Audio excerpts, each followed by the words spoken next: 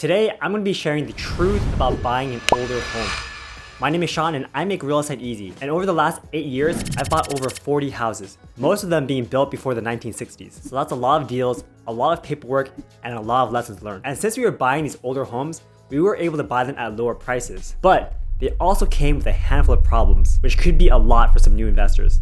So in today's video, I'm gonna be showing what it's like to buy an older home. We're gonna be covering the issues, like things you're gonna see when you buy a home like this, the costs, and how much money it's gonna take to fix these problems, and finally, if they're worth buying in the first place. By knowing the issues that you might encounter when buying your first home, you're gonna be prepared to take on challenges when they come your way. Or you may know when to back away from a bad deal that could cost you tens of thousands of dollars. So the first common issue that you might see in older homes are foundation issues. Back in the 1960s, home building techniques weren't as good as they are today. So homes that were built during that time weren't built on very strong foundations. And in places like the Bay Area or Dallas, where the soil is soft and the ground contracts during the summer months and expands a lot during the winter months, you're gonna see a lot of movement and shifting from the house itself. And all this movement every single year for decades have made the homes settle in very weird ways, causing cracks in your walls and doors get stuck for half of the year. So does this mean that all the homes in these areas are gonna fall over? Not necessarily, but it does make the home uglier and possibly harder to rent or sell. If you wanna have that perfect home, then every single year,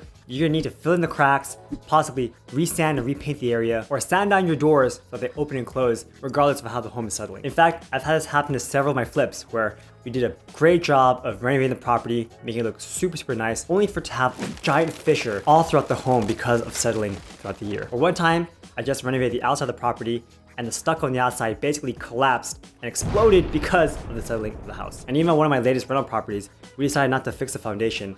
So we do get cracks every once in a while on the property and the doors do get stuck. So for a good amount of time last year, Sharon and I were at the home actually sanding down the top and bottom of the doors so that it can open and close without having to get stuck throughout the year. It's super janky, but the reason why we did it this way instead of fixing the foundation is because fixing a foundation can cost a lot of money.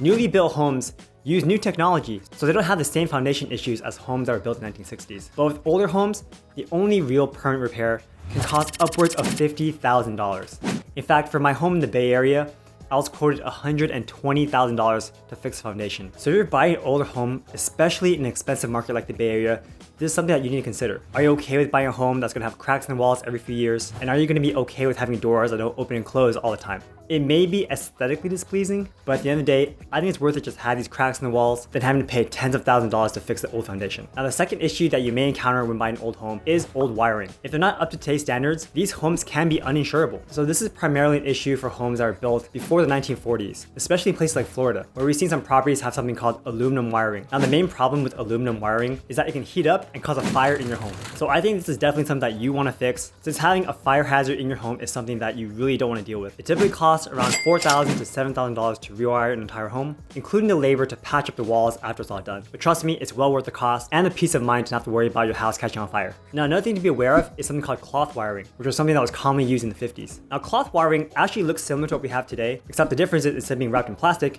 it's wrapped in this hard cloth. But since it's made of cloth, outer shell can actually fray easier, leaving the copper wires inside completely exposed. And if exposed live wire touches something, it can cause a fire, which is obviously really bad. On top of that, some cloth wiring was also made with asbestos, so it can also create a health hazard for people working with it. Which leads me to my third point. Old houses may have asbestos. Now, asbestos can be found in cloth wiring, as I mentioned earlier, on the outside of your home, on the panels, or it could even be on your ceilings if you have popcorn ceilings. Now, back in the day, people loved using asbestos because they thought it was a great insulator and it was a very sturdy material. But over the years, people learned that if asbestos gets in the air, then the particles can cause permanent damage to your lungs, which is why it's been banned since the 1980s. Now, typically, asbestos isn't going to be a big deal if it's left undisturbed, meaning it's not really going to be an issue until you have construction who come over and they're doing demolition work. But just having asbestos in the home can cause insurance issues and also cause you to be part of a lawsuit if your tenants find out there's asbestos in the home. I had a friend who had a shower leak in one of his rental properties, and after the contractors opened up the walls, they thought there was asbestos inside. So they had to stop work for the day and do a test to see if there actually was asbestos inside or not. Now, the tenants were in another room when all this was going down, so they were actually partially exposed to the asbestos particles during the demolition. And since the contractors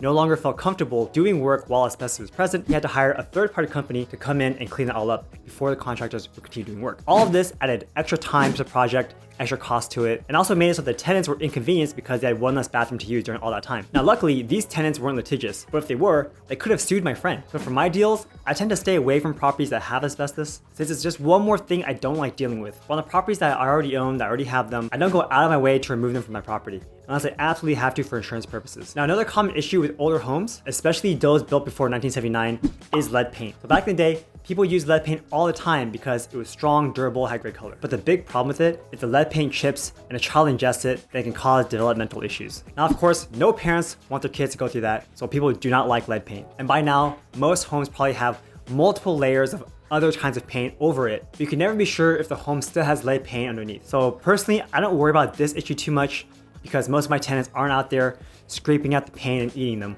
And we have covered the homes with new coats of paint. The chance of the lead part coming out is actually gonna be very, very low. However, when you are buying a property, it should be part of your disclosure package if the home has lead paint or not. Now the fifth issue is a unique one that we have to deal with several times, and that's with repairing old drain lines. Back in the 1960s, drain lines were made with something called Orangeburg pipe because there was a need to save on materials before PVC piping was available. Now the problem with Orangeburg piping is it has a lifespan of 60 years.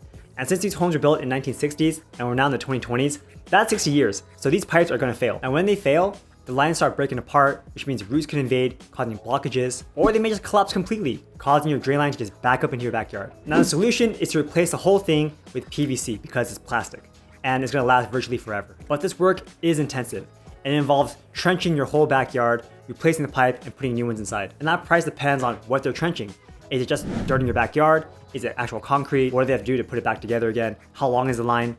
So the cost can add up. And this kind of repair usually isn't covered by insurance. So it's something that you need to keep in mind when buying a home like this. And for these older homes, it's not a matter of if they'll fail, it's a matter of when they're gonna fail. Also with older homes, sometimes galvanized piping was used. And the issue with galvanized pipe is that it corrodes from the inside. So eventually your pipeline's only gonna be this big, and so very little water is gonna be able to go through. So your water pressure in your home is gonna be very, very low. So in newer homes, they usually use PEX, PVC, or copper piping instead. And to repipe your home is also gonna cost around $5,000 to $10,000 depending on how big your home is. Also, that's assuming your home is built with a crawl space, so it's easy for the plumber to go under your house and make all these repairs.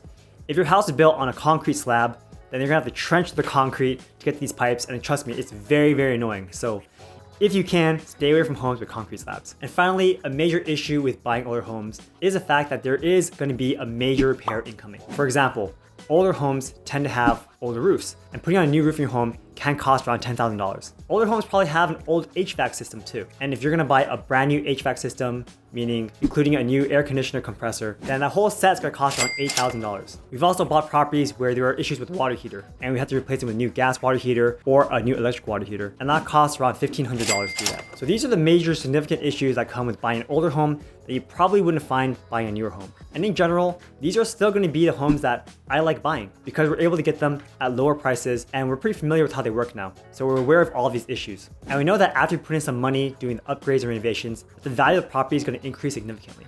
And even though we spent a ton of money on repairs, our net worth has grown exponentially because we are buying these distressed properties at a lower price point, doing the renovations, and getting equity once it's all done.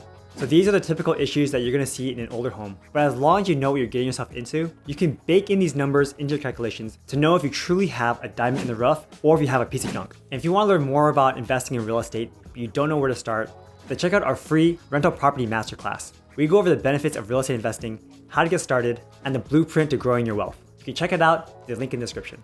And if you're looking for a home, but you're not quite sure how much you can afford, then check out this video where I break down exactly how much you need to buy a house. Thanks for watching, I appreciate you, and I'll see you next time. Take care.